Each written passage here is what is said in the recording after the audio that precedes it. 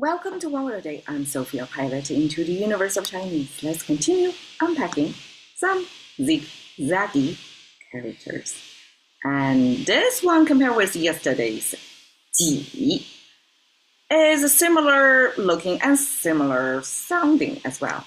This one is pronounced as yi, but it means completely different. Ji means self, came from this roping, or the center of reality. Versus this yi means already, and already in our human language, it's kind of a conceptual, abstract thing, because I guess humans are, I cannot say the only living creatures, but because we're sentient and we have memories, and so we kind of have the differentiation of what happened in the past, the present, and the future. We have a sense of time.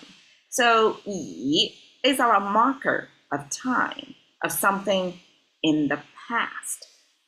And when looking for the root of it, this weird looking thing, it almost looks like a dentist tool, proportional wise as well. Like, oh, this is really like unlike anything I've seen. At least everything else would be more balanced visually. But this one with like a head and a long string and tilted at the very end toward the right. So what that is, some scholars have to imagine, I mean, just like me, I'm still imagining, this probably was the depiction, the drawing out of a snake. Not coiling, but a snake, kind of long strand of snake. I'm not even sure if snake is a strand as a count. But this is the head of a snake and the long body of the snake.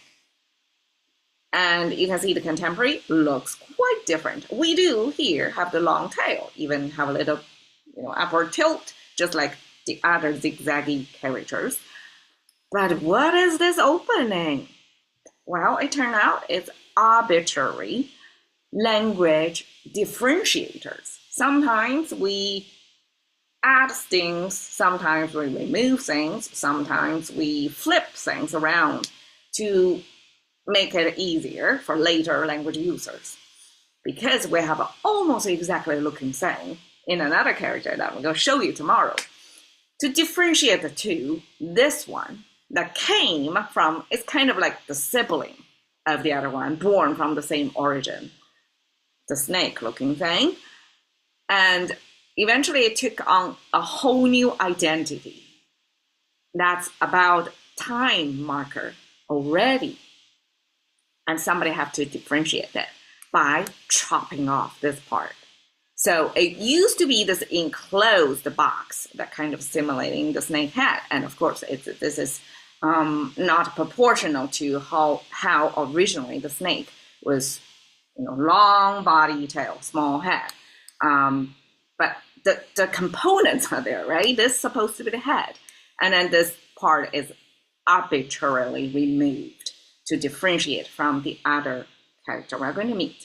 So yi is a Chinese way to say something is done, something happened. It's already done deal. Now, a few examples. Because it's a time marker, right? So we don't really have like a 4-character Chinese expressions to incorporate this kind of a language. In English, we call it small words, disconnecting words to give it a sense of time. It doesn't really contain by itself some concrete meaning or concept. So it's just a time marker. Okay.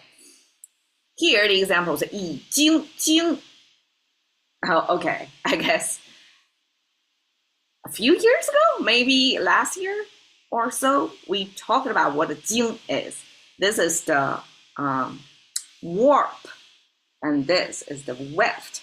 In the textile weaving technology, the two directions. And we know warp is the connecting, non-stopping thread that connect the whole fabric together. And then the weft are what colors you put, patterns you put on there. And so warp really is the connecting part, the thread. And Chinese use jing to mean canon, to mean our classical literature. So poetry collection, and I guess Confucius teaching, we all use that paired with this jing character because this is the common running thread through history. Generations of Chinese raised in this worldview or values. So that's jing. Jing means something passing through, just like this long, non-stopping, continuous warp thread. Yi jing means already passing through. So yi jing is another contemporary Chinese way to say something already happened. Yi ran, it's cooking dog meat. Sorry, pet lovers, but yeah, Chinese have this very visual component of cooking, and I guess cooking in Chinese is critical, and in all the world back then, critical for survival. So ran, besides it means this food thing, it also means consumption, means something taken its natural course.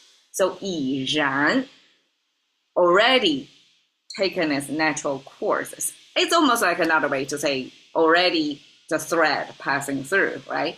So take its natural course, 然, we also use a 自然, like automatically going this way. So 然 almost like the progress, the program, the natural path of something. So 已然 means it's already run its course and it's a done deal. Okay, yi, same pronunciation, 2 characters. And this yi, we no longer use that in our contemporary Chinese.